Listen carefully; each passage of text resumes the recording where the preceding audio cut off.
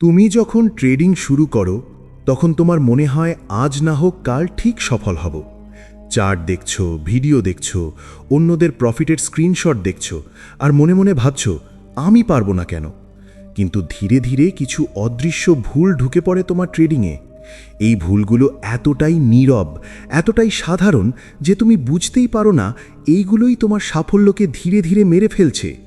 প্রথম ভুলটা শুরু হয় খুব ছোট জায়গা থেকে, প্ল্যান ছাড়া ট্রেড করা। তুমি ভাবো এই সেটআপটা ভালো লাগছে, মার্কেট এখন উঠবে, এখান থেকে রিভার্স নেবেই। কিন্তু ভালো লাগা আর অনুমানের ওপর ট্রেড করলে ট্রেডিং আর গ্যাম্বলিংয়ের মধ্যে কোনো পার্থক্য থাকে না।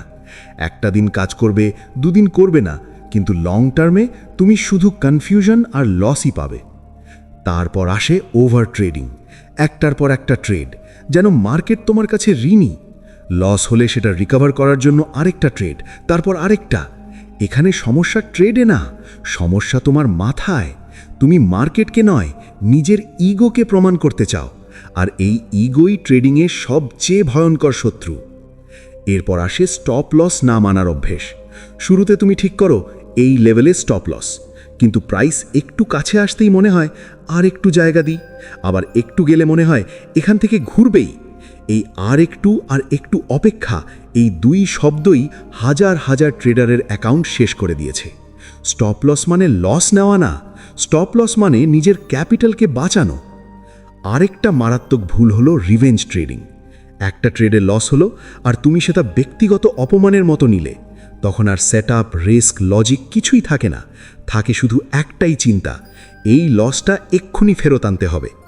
এই মানসিক অবস্থায় করা ট্রেড কখনোই তোমাকে বাঁচাবে না, বরং আরও গভীরে ডুবিয়ে দেবে। অনেকেই মনে করে বেশি ইন্ডিকেটর মানেই ভালো ট্রেড। চার্টে RSI, MACD, Bollinger band, moving average সব একসাথে। কিন্তু বাস্তবে এত বেশি সিগন্যাল তোমাকে ক্লিয়ার না করে আরও কনফিউজ করে। ট্রেডিং সহজ হওয়ার কথা, জটিল না। যারা চার্ট পরিষ্কার রাখতে পারে না তারা মাথাও পরিষ্কার রাখতে পারে না। আরেকটা ভুল যেটা খুব কম মানুষ স্বীকার করে, অন্যের ট্রেড কপি করা। Telegram channel, YouTube live, WhatsApp group, কেউ বলল বাই, কেউ বলল সেল, তুমি নিজের চিন্তা না করে শুধু ক্লিক করলে। কিন্তু যখন লস হয় তখন দায়টা কার? চ্যানেলের নাকি তোমার? মার্কেটে টাকা হারালে দোষ নেওয়ার মতো কাউকে খুঁজে পাবে না, শুধু নিজের ভুলটাই সামনে দাঁড়াবে। তারপর আসে পেশেন্সের অভাব। তুমি চাও আজ ট্রেড করলেই আজ প্রফিট, আজ না হলে কাল। কিন্তু ট্রেডিং কোনো এটিএম না। অনেক সময় সেরা ট্রেড হলো কোনো ট্রেড না করা। কিন্তু এই কথাটা মানতে সবচেয়ে কষ্ট হয়, কারণ এতে তোমার অ্যাকশন নেওয়ার ইচ্ছেকে দমাতে হয়। একটা খুব সাধারণ কিন্তু মারাত্মক ভুল হলো ট্রেডিং জার্নাল না রাখা। তুমি জানো না কোথায় ভুল করছো, কোন ট্রেডে কেন লস হচ্ছে, কোন সেটআপ কাজ করছে। স্মৃতির ওপর ভরসা করে ট্রেডিং করলে তুমি একই ভুল বারবার করবে, কারণ মার্কেট তোমাকে ভুল মনে করিয়ে দেওয়ার দায়িত্ব নেয় না। এরপর আসে লট সাইজ বা পজিশন সাইজের ভুল। ছোট অ্যাকাউন্টে বড় রিস্ক, এক ট্রেডেই সব কিছু শেষ করে দেওয়া।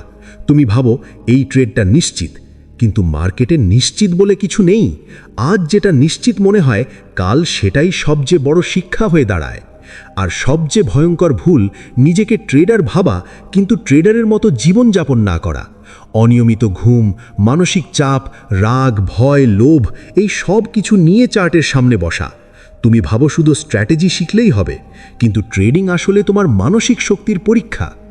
এই সব ভুল একদিনে তোমাকে শেষ করে না, ধীরে ধীরে করে।